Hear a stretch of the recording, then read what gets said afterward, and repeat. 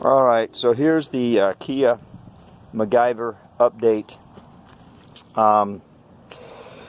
Turns out I have a blown head gasket, possibly a warped head, I don't know that, but I have a blown head gasket for sure. So it's leaking coolant out the tailpipe. I learned that in modern engines you no longer get the milky substance in your oil. So it's no longer, profitable to take your oil cap off and turn it upside down and look for a milky substance on the bottom of your oil cap. Or to, for example, take your dipstick out and look for a milky substance on your dipstick. It looks like I might be really low on oil there too. I'm glad I did this. Maybe it just hasn't settled down yet. I'll check it next time I drive it. But anyway, you can't see the smoke coming out of the tailpipe. It's pretty minimal, unless I idle it in the driveway and let it warm up and then really gun it. Then you can really see the smoke. And the smoke is water vapor, so it's not really smoke per se. It's water getting into the cylinder where the gas is exploding and then turning into vapor and then going. So anyway, or when it's cold out, I can see the smoke. I compare it to other cars when it's cold and they don't have the same smoke that I do. So it's not just, I know that it's not just condensation from the hot air coming out of the engine and hitting the cold air. It's actually something different. So I got a couple of McGyver updates. First of all, I McGyvered the leak I had in my radiator with some glue. If I can find it here with my phone. Okay, there it is. So I glued the radiator. It took about 6 coats of that stuff. And so that's working. Good. I tested it with a pressure tester. That's working. It won't hold a pressure. Still doesn't hold pressure, but that's because of the leak in the head gasket. So I put some Barrst Head Gasket sealer in there. Did absolutely nothing. After the fact, after talking to like 10 different people at all of these auto parts stores, I finally found a guy who's ASE certified, 20 years of experience as a mechanic. And he's the guy that told me with the modern engines, you don't get the milky substance in the oil that you can see on the bottom of your oil cap or on the end of your dipstick. He's the guy that told me that because the new design of the engines, they actually, anyway, it's a long story. It doesn't happen anymore. And he also told me that Barrst sealant will not work on an aluminum engine. It doesn't work on the new engines. It's like for old steel Chevys. So he recommended Blue Devil. So I got the Blue Devil. I put it in there and worked. It worked. It worked well. I mean, the check engine light went off. It was running great. However, you can see that something is spraying all over the inside of the engine compartment, and that's the radiator fluid with the Blue Devil in it. So it sprays in the inside, and it sprays all over the outside of the car. It does come off in the car wash, so that's good news. But like I said, it runs great. The check engine light is off, but I am still losing coolant, which means it does overheat. It just doesn't overheat as fast. So I'm going to do the Blue Devil treatment again, but I want to give you one more McGyver update. Here's another McGyver update. There's a nipple here out of the back of the overflow reservoir where the water shoots out, and it was shooting out this way and going all down the side of the car. So I got the bright idea to put this hose on there, and I put the hose on there and I put it down inside the body. I thought it would just go inside the body and out the bottom, and that would be great. No, that wasn't so great because it somehow or another, I don't know how, but it went down the inside of the body, and then it sprayed even more down the side of the car. Much more. Not a little bit more, a lot more. So I don't know how it got from inside the body to outside the body, all over. I don't know how it did that. So then I thought, well, maybe I'll just snake it over here and put it down here. No, that didn't work either, same thing. So I said, well, how about this? I thought I'd get smart. How about if I snake it from the bleeder or overflow nipple release thing? It's like a little 1-inch tube, of hard plastic, just like this is made out of.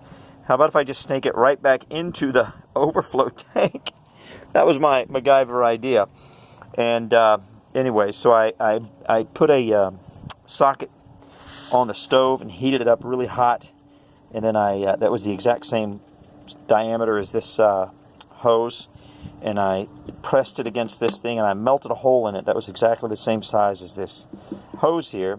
So I just like a closed circuit, like a closed, puts it right back in it. Well, first of all, I noticed that I need to glue around the edges of this. Even though it's a really tight fit, it really boils really violently. So it sprays out of here. I don't know what all this is about. I think that what happens is when it starts to boil really violently, it pops this thing, not open like that, but it pops it loose, and it starts to come out of here. So I don't know. I'll have to deal with that later. But for tonight, I'm just going to glue around the edges of this thing and seal off that way for the water to escape. And then later on, I'll deal with this. I don't know what I'm going to do with that. Put some kind of a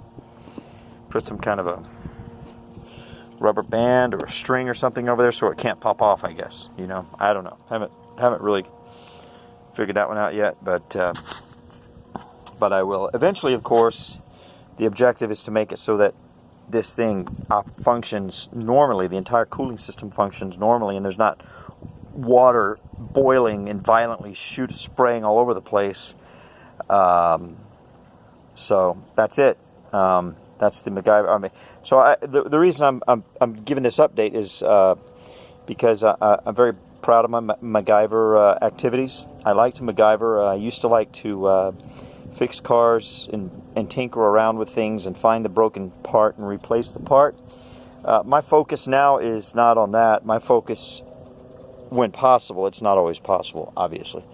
You don't have the time and, you know, all that kind of stuff. But of course, if you have all the time in the world, anything is possible, right? But so time is really the big factor. But my focus right now is on finding the broken part and fixing the part.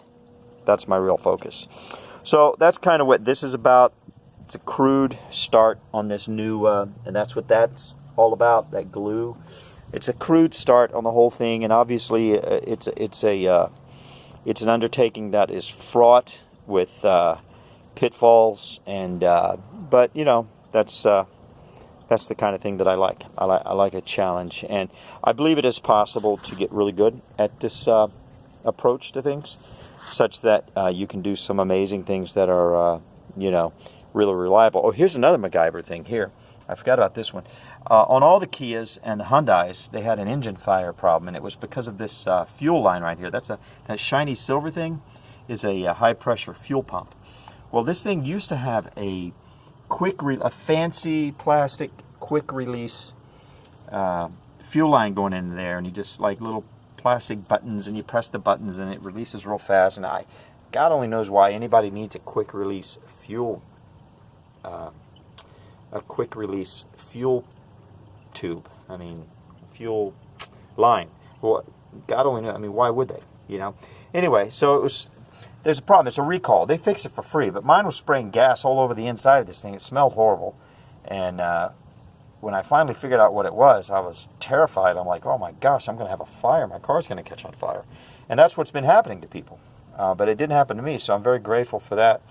Well, what I did was I didn't know that they would fix it for free, so I just went and bought this little piece of fuel line for $6, and these little cheap MacGyver clamps, you know, the cheapest clamps in the world, for $3 or something like that. And I just replaced that fancy fuel line with its fancy little plastic quick release attachment on the end. You know, I just did it myself. So that's been working great. By the way, the quick release thing at the end is only $2.50. I'm sorry, it's only $2.50. It comes from China. So these poor companies, they make these products that have a million moving parts, and then when something goes wrong, they have to pay mechanics ungodly amounts of money and give people rental cars to replace a $2.50 part. I mean, that's, you know, it ends up costing them $150 or whatever to replace a $2.50 part. So they really, these companies really undertake a lot of liability when they sell a product. But of course, they build all that into the price. So, you know, at the end of the day, they're making money. But man, the stuff would be, all of these products would be so much cheaper if there wasn't so much liability involved, you know? It's amazing. Anyway, we enjoy the reliability and we enjoy the service, so I guess it is what it is. But I'm anxious to get this all taken care of so I don't have the stuff spraying all over the inside of my engine compartment. I'm excited about these McGyver type of fixes that I've implemented here, and I'm looking forward to more McGyver type of activities in the future. I really enjoy it. You know, the less money I spend on new parts and new pieces and new this and new that, and the quick and cheap and easy way, the less I do that, the happier I am. Of course, the stuff has to work, so that's really important also. So the whole point of doing something in a McGyver fashion is to have it be as reliable or more reliable, if possible, than doing it the fast, cheap, easy way. You know, I shouldn't say cheap, it's not really cheap, but I mean cheap in the sense of, you know, in the sense that it requires no thought, it requires no originality, it requires no inventiveness, it requires no innovation. You know, it's just kind of a canned, prefabricated approach. You know, so you know, and it's amazing what you can do on your own. It really is. At least I'm learning that.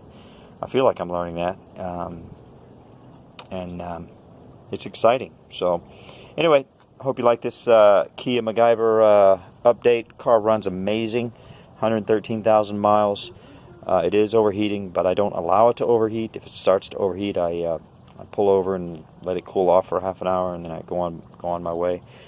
But which is a royal pain, obviously. So I'm anxious to get this fixed. But 12-minute video now. Should have been 3 minutes. Anyway, I better stop talking, or I'll just keep going forever. God bless you. Thank you for watching, and I hope you liked my Kia-McGyver update. Bye.